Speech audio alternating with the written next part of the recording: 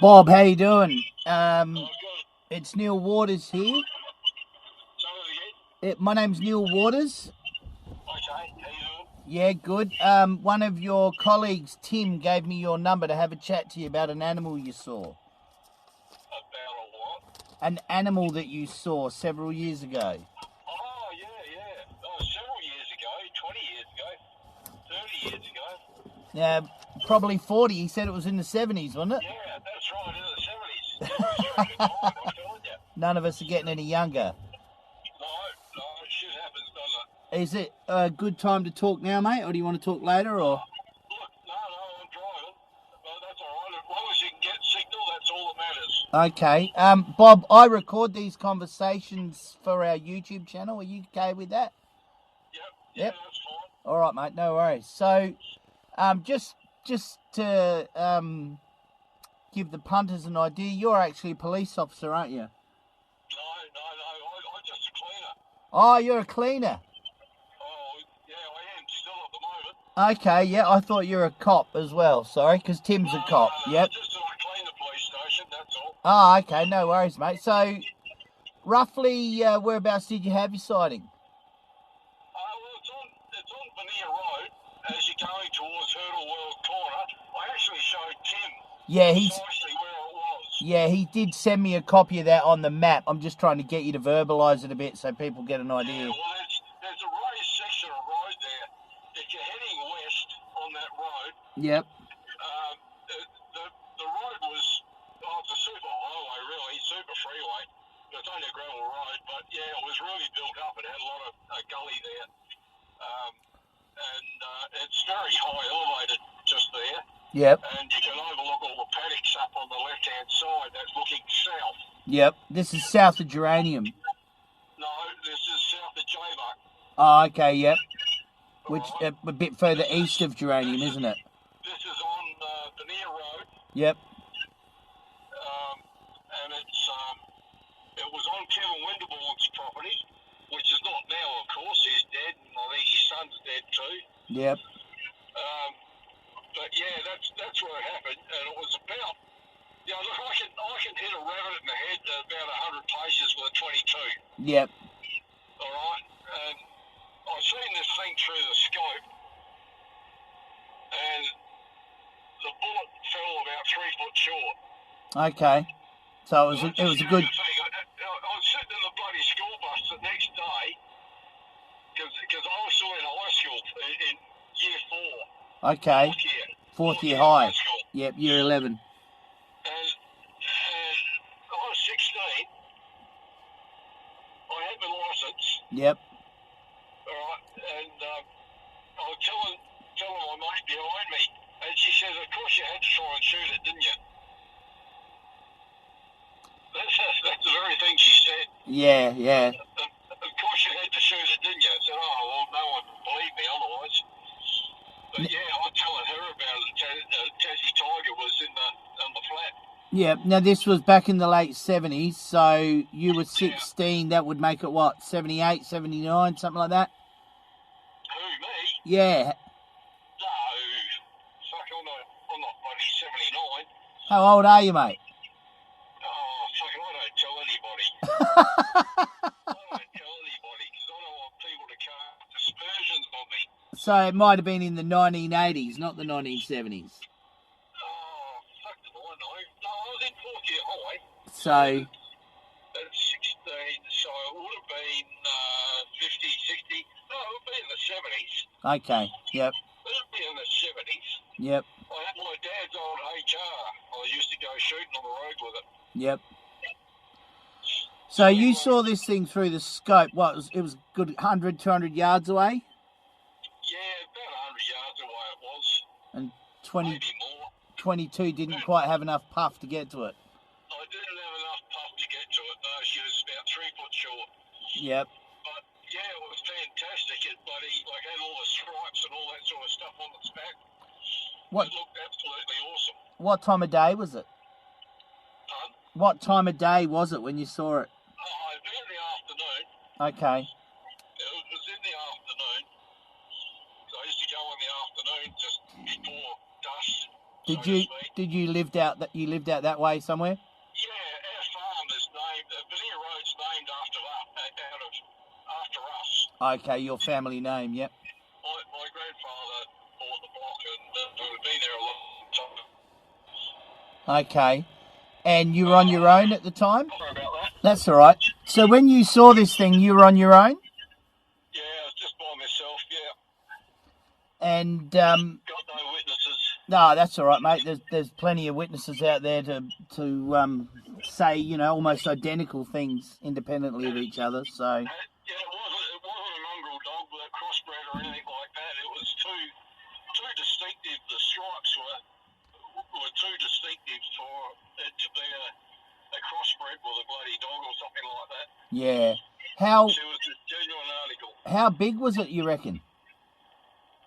It was about a 3/4 size of a greyhound. Yep, that's a fair size. And was it That's roughly. what colour, mate? It was a brown, and then it had the darky brown, like it was a tanny sort of colour. Yep. Oh, it was a fucking long time ago. Yeah, no, that's fair enough. But it's obviously made an impression on you. Oh, yeah, no, it's not very often you get to see something like that. Made the eyes bulge, actually. So growing up on the farm out there, Yeah. did you ever come across many mutilated animals like headless wallabies or anything? No, not really. Unusual No, noises? we used to shoot kangaroos and shit like that. Sure. But I've seen some big fucking kangaroos, though. Yeah, I've seen a few big ones that I wouldn't want to mess with. Man, on the same property, actually, it was... I had it in the scope, and it's stretched up to scratch itself. Yeah. You know, it's having a bit of a scratch and a yawn and having a scratch. And it was alongside of a strainer post. And anyway, I walked down. It went. It seemed to come and it went. And I walked down. The strainer post was taller than I was. And this thing was twice the size of the strainer post. Had a stretch, you know. And oh, bloody hell, I don't want to let that in the dark night. How tall are you, mate? Say that again? How tall are you? I was only about 5 foot, bloody 6 or 5'7". Yeah, okay, yep. You're still a lad. I got that sort of duck's disease. The strainer post was probably 6 foot strainer. Yeah. And this bloody roe was twice the size of that. And unbelievable. Yep. She was a sea monster, or he was. We've found adult male kangaroos often in the Adelaide Hills and other parts of the country with their heads completely torn off and their lungs missing. Yeah, big adult males, and like something with a lot more strength than them has torn their heads off. Yeah. That's very common. So anyone seen another devil around the place? Another tiger, you mean? Yeah, another tiger. Yeah, that sort of area between the Dukes Highway and the Pinaroo Road, even though it's largely cleared, there's a few nice patches of sand hills and stuff out through there. Yeah. And I've got, over the years, we had one reported from Yumali only about a year ago. That was from 1978. Okay. A lady grew up there at Yumali. Yeah. Yeah, and we've got them down on Cantaro Road as well, down that way, a bit further south. So, yeah, all around there. And then as you get out closer towards the Victorian border, out near Narcat, it increases again. There's even more sightings out that way. There's more habitat for them. So... My dad reckons, I was telling Tim, I said, my dad reckons he's seen a bear and a cub crossing the road. And that was on the Hurdles Well Road. Yeah, well, that's interesting because there was a farmer down that way in the early 70s who was on horseback, and he said there was a bear standing in the middle of the road, track on the farm that was going off its brain, and he turned and bolted on the horse, and it lunged at the horse and put big drag marks from its claws in the horse's backside as it took off. Yeah, well, Dad reckons he's seen a bear and a cub crossing the road just on dust. Yeah. He said it was just a silhouette, and he said it was just walking just aimlessly across the road in front of me. Yep. And it didn't stop to look. It just kept walking and walked into the scrub and just disappeared. That went into kilos. Yeah. Which is the opposite side to what Veneers was. Yeah. That's on the northeastern side of Hurdleswell Crossroads there. Yeah, well, I had a fella report something that he said looked like a wombat with a big long tail and stripes recently. Oh, really? That was out in that part of the world too, that upper southeast region. So There you go. I don't think it's a tiger, it's something else. It's another marsupial of some description. Yeah. But yeah, what you've seen sounds like a thylacine for sure. How long did you have it in the scope for when you were watching it? 30 seconds or so. And then you had a crack at it and it took off. I took it not out, and a bit of dust hit it in the eye. Yep. Ah, well. You wouldn't have dropped it with a 22 then either, I don't think. Even if you hit it, it probably would have bounced off it. Probably would have. Like my friend Pat said, she said, "Yeah, you tried to shoot it, didn't you?" That would have been the last one in captivity, last one in the wild, and you tried to shoot it. Yeah, well, a younger fella would do something silly like that, wouldn't he? Yeah, that's it. He would. You're still up. Shoot it now, like. You're still up the Riverland way, aren't you? Whereabouts are you now? No. I'm just Murray Bridge now. Oh, okay, yep. We've sold the farm. We're not up there anymore. Yeah, but that country you're talking about, that's only an hour's drive from Murray Bridge, isn't it? Yeah, that's right. Yeah. It's only an hour's drive from Murray Bridge. You go and visit it on the way to Narcat. Yeah. Yeah, I've got a guy, there's another little town out past Uranium, I can't remember the name of it, and a guy out there lives in an old football club shelter. It used to be the old change rooms, he's got the old oval there, All right. and it's a bit south of that road. He's not living in Jamuk, is he? It might be, I can't remember, but it's an old footy club where he lives. Okay. I haven't been up that way for a long time now. 20 years since I've been down there. Yeah, right. Well, he saw one on his property there about 5 years ago. Okay. He had them there a couple of times, so they're definitely moving around out there still. They're finding somewhere to breed. Yeah, and look, there's a lot of wombats and there's a lot of wallabies and roos out there. There's still plenty of food for them. It's no shortage of tucker. Yeah, that's right. And there's plenty of tucker for them. especially if you get over towards the coast, you know, there's lots of cover there along the Coorong and stuff, so Yeah. nothing would surprise me, mate. Nothing at all. No, it wouldn't surprise me either. I generally believe that I've seen one. I'm absolutely sure of it. Yeah, no, I don't doubt it for a minute. Not for a second. All right, mate. So, I guess I should have bagged it, but...